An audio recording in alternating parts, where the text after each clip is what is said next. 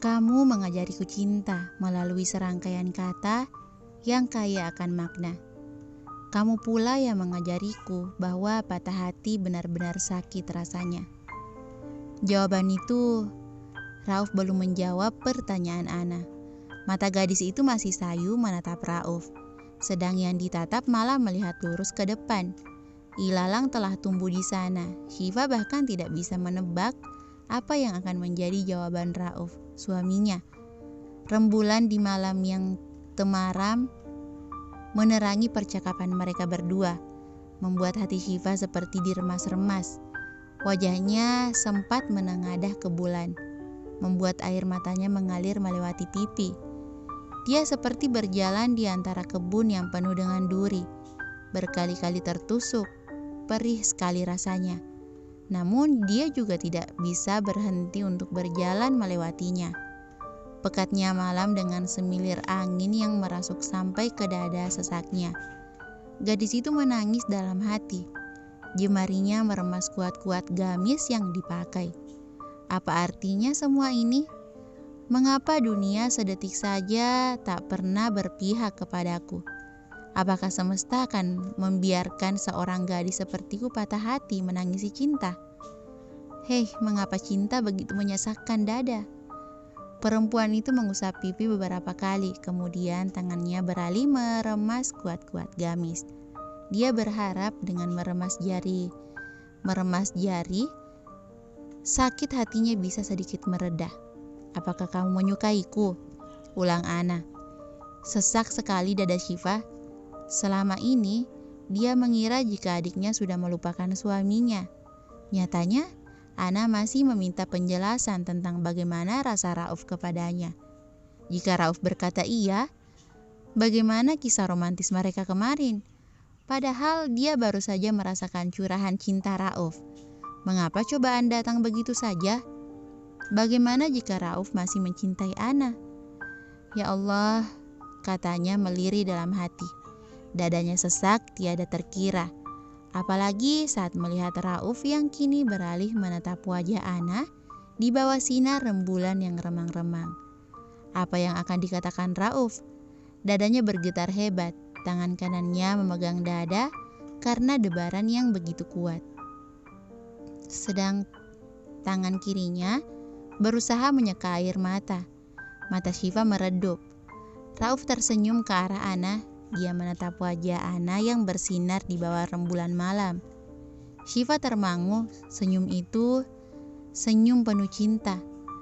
Ya Allah, mengapa hatiku sesakit ini? Mengapa harus aku yang menerima semua ini? Mengapa ya Allah?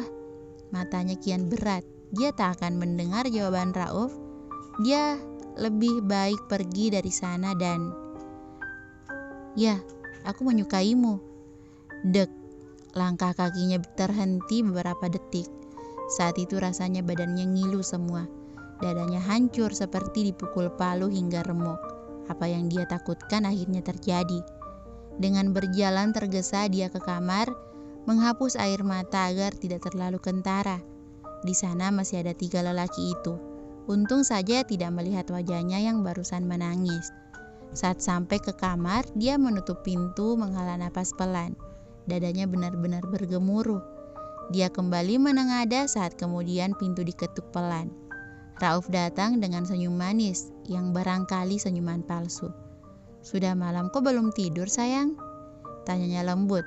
Dia berjalan menuju lemari, menatap dirinya sendiri di cermin, kemudian melepaskan baju, berniat untuk mengganti dengan piyama. Sayang sekali, perkataan Rauf tidak lagi membuat dada Syifa menggelora, melainkan malah membuat sesak istrinya. Tidak apa-apa, semua itu seperti topeng. Senyum, tutur lembut, hingga perhatian. Dia tidak bisa tertipu lagi sekarang. Dia bukan lagi wanita bodoh yang menggilai cinta hingga lupa bagaimana caranya menjadi pandai. Sisi kiri ranjang sedikit merendah. Setelah mengenakan piyama, dia terduduk di sana, melihat Syifa yang membelakanginya. Kamu tidak apa-apa? Syifa menggeleng. Kenapa Rauf setega itu? Dia sudah membuat hati seorang wanita tersakiti. Mana janji dia akan mencintainya saat itu? Saat dengan lantang dia berkata jika mulai saat itu dia mencintai Syifa. Apa itu juga termasuk rentetan kebohongan suaminya? Fa, Rauf merangsek mendekat. Hanya beberapa jarak di antara mereka karena ranjang milik Syifa memang kecil. Tangan kekarnya merangkup tubuh mungil Syifa. Tolong mas, tolong. Jika tidak mencintaiku, tidak usah memberiku harapan palsu seperti itu. Aku tidak ingin lagi menjadi wanita bodoh yang gila karena cintamu. Kalau ada sesuatu bilang ke aku dong, jangan seperti ini. Aku sangat mencemaskanmu. Dari belakang Rauf memeluknya hangat. Jemarinya meraba wajah istrinya yang basah. Fah, kamu kenapa? Itu yang harusnya kutanyakan padamu, mas. Kenapa masih saja memberiku harapan di saat kamu yakin dan bersungguh-sungguh tidak mencintaiku? Kamu kira hatiku ini mainan? Syifa segera menurunkan tangan Rauf yang berada di wajah. Wanita itu lelah, ingin bersiap diri untuk tidur saja. Apa hari ini aku membuat kesalahan padamu, Fa? Jika iya, katakan, apa kesalahanku hingga membuatmu seperti ini? Suara Rauf sedikit berat. Beberapa detik kemudian dia menghela napas pendek, merasa sedikit tidak nyaman dengan perlakuan Syifa terhadapnya. Mas, sudah malam, sebaiknya kamu segera tidur. Setelah mengucap itu, Syifa segera berbaring membelakangi Rauf, membuat lelaki itu semakin merasa bersalah dan bertanya-tanya. Salahnya apa hingga Syifa begitu ketus kepadanya, bahkan sangat dingin? Di mana istrinya yang setiap saat ramah kepadanya? Bukankah ini sangat mengherankan ketika dalam waktu yang singkat, kepribadian manusia bisa cepat berubah? Fah, rengek Rauf. Dia kembali mendekati Syifa, tidur di samping wanitanya dengan manja, tanpa tahu wanita yang saat itu sedang dipeluknya tengah tersenyum kecut. Apa dia akan mulai membenci suaminya ini? Ya Allah, bagaimana caranya menghilangkan kekesalan ini kepada Rauf? Apakah wajar jika dia marah seperti ini? Aku tidak akan tahu kesalahanku tanpa kamu beritahu. Bagaimana aku bisa memperbaikinya nanti? Hening sejenak. Baik Rauf maupun Syifa kalut dalam pikiran masing-masing. Keduanya diam-diam saling memikirkan satu sama lain. Cemas, khawatir, dan takut. Entah tiga perasaan itu telah bercampur aduk di dalam hati keduanya. Setelah itu, Syifa tidak bisa lagi menebak apakah ada rasa cinta juga di hati Rauf lewat nada bicaranya. Cinta, katanya. Mas, panggil Syifa melirih. Iya, kenapa sayang? Kamu ingin bercerita kepadaku? Kenapa hari ini kamu bad mood? Aku akan senantiasa mendengarkan, bahkan sampai malam nanti. Atau sampai besok, aku rela berjaga sepanjang malam hanya demi mendengarkan tutur katamu. Bisik Rauf tepat di samping Syifa. Romantis sekali. Jika dilihat, mereka seperti sepasang kekasih yang perempuannya merajuk, sedang sang laki-laki dengan manja merayu wanitanya agar mau memaafkannya. Apakah kita tidak apa-apa? Tentu sayang, kita tidak akan apa-apa sampai nanti. Kenapa bertanya seperti itu? Tanya Rauf dengan nada bicara yang halus. Syifa menggeleng, kembali hening sejenak. Jangkrik di luar sana kembali bersahut-sahutan. Lampu di atas mereka remang-remang memberikan cahaya. Pantas jika hanya 5 watt. Kalau aku ingin terus berada di sini bagaimana?